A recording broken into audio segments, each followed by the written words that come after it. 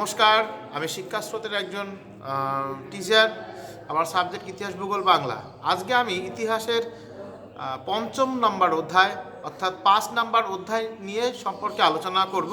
সামনে তোমাদের এক্সাম, খুব মন দিয়ে পড়াশুনো করো, দেখবা ভালো নাম্বার উঠবে এবং পরীক্ষার হলে গিয়ে কিন্তু ঘাবড়াবে না।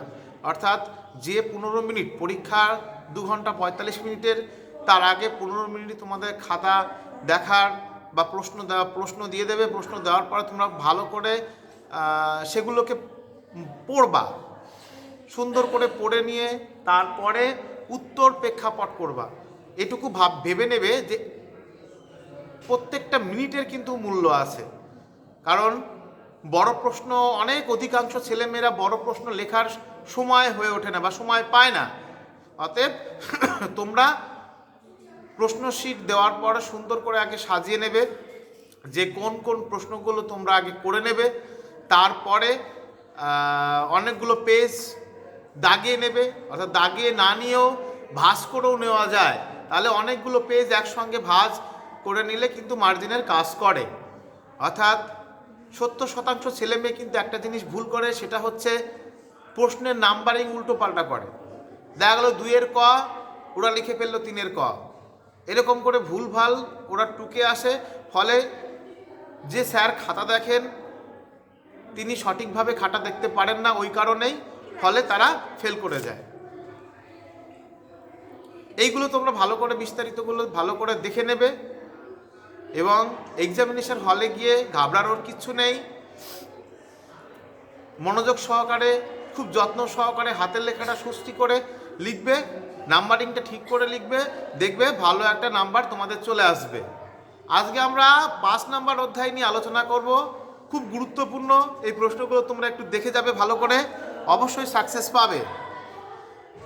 প্রথম নাম্বার কোশ্চেন হচ্ছে বাংলা ছাপাখানা বিকাশে হিউয়েন রায় অ্যান্ড সন্সের ভূমিকা। দারুণ প্রশ্ন, তোমরা কিন্তু ভালো করে পড়ে যাবে।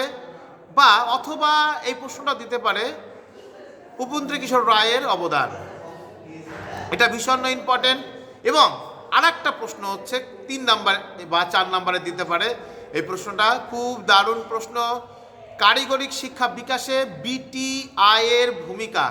একটা প্রশ্ন কিন্তু মাথায় রাখবা, কারিগরি শিক্ষা, এই প্রশ্নগুলো কিন্তু বিদ্যাসাগর, তারপরে হচ্ছে রাজা রামমোহন রায়, তারপরে হচ্ছে ছাপা বই, রবীন্দ্রনাথ ঠাকুর, এই প্রশ্নগুলো কিন্তু খুব দারুণ প্রশ্ন, একটা না একটা থাকবেই।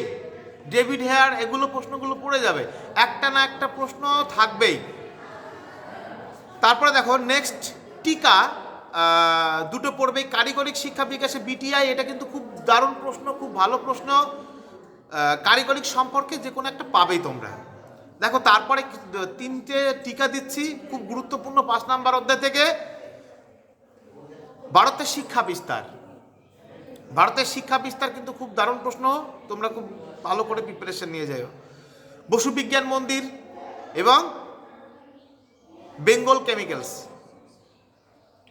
এটা কিন্তু ভালো করে পড়ে যাও, এই 3টে।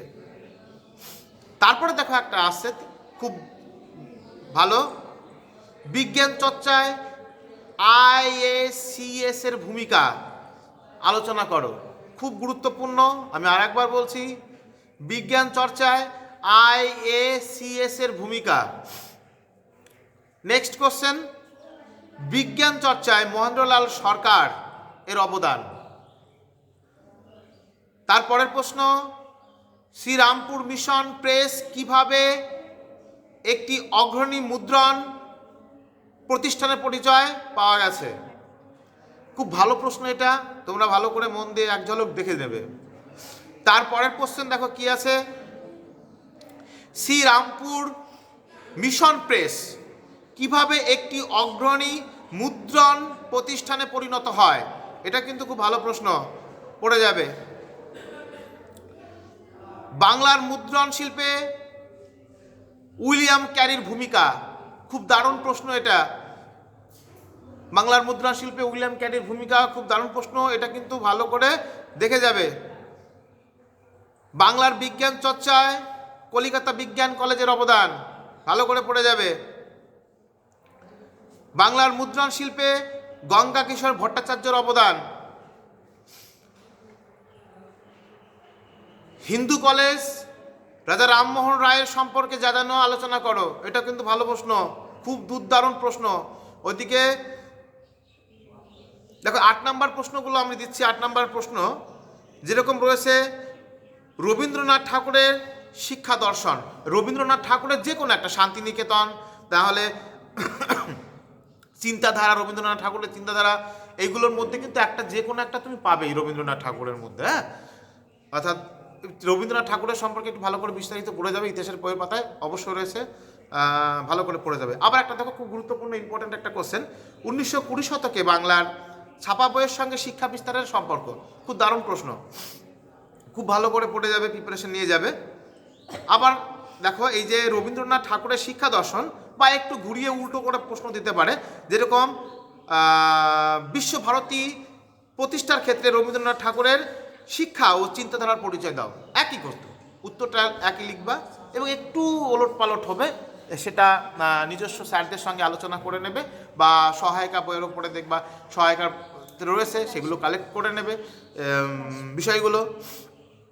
এবং